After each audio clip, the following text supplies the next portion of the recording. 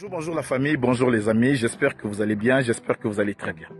La vidéo d'aujourd'hui va certainement faire mal, ça va déranger beaucoup de personnes, mais à un certain moment il nous faut du glaive pour trancher, afin de faire passer des bons messages pour que les gens comprennent. Généralement dans notre entourage, nous avons deux types de personnes avec lesquelles nous partageons notre quotidien. La première personne, c'est cette personne sympa, gentille, qui vous respecte, capable de vous encourager, de vous aider afin que vous puissiez aller de l'avant, afin que vous puissiez réussir.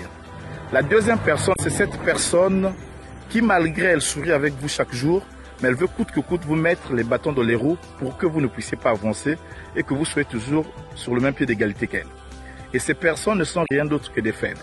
En fait, le faible, c'est celui qui veut ta chute pour paraître grand. C'est celui qui veut à tout prix identifier un petit défaut de toi, le faire grandir, le pointer du doigt, afin que les gens de votre entourage puissent t'haïr. Et son objectif, c'est de te faire oublier ce que tu es et ce que tu vaux réellement, en te présentant comme ce qu'il pense, en fait, pour que vous puissiez toujours paraître comme une mauvaise personne dans votre entourage. Mais ne vous en faites pas. En fait, ce que vous devez comprendre, c'est que la haine a déjà gagné son cœur, et c'est ce qui caractérise et définit sa personnalité. Et la meilleure réponse à lui donner, c'est d'être silencieux et calme, pour ne pas rentrer dans son jeu. Vous devez prendre de la hauteur.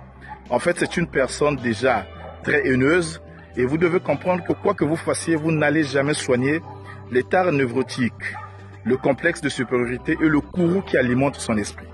Et ce genre de personnes sont capables de vous critiquer, de vous nuire et de vous rabaisser en vous faisant goûter au poison très violent du genre arsenic par lequel ils baignent le matin, le soir, avant de dormir parce qu'ils ne pensent plus à lui, mais ne pensent qu'à la vie des autres. En fait, il est défaitiste, il est limité et il n'a plus de projet. Pour lui, le combat de la vie n'existe plus.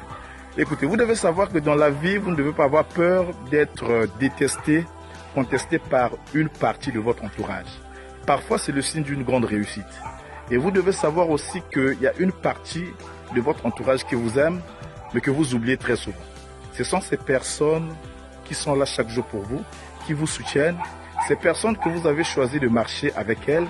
Et ces personnes ne sont pas figurantes, mais elles sont vraies. Alors, chers amis, pour chuter, vous devez comprendre que la méchanceté vient de la faiblesse. Et cette même méchanceté mange très souvent une grosse partie de son propre venin. Jacques Monombo, votre ami.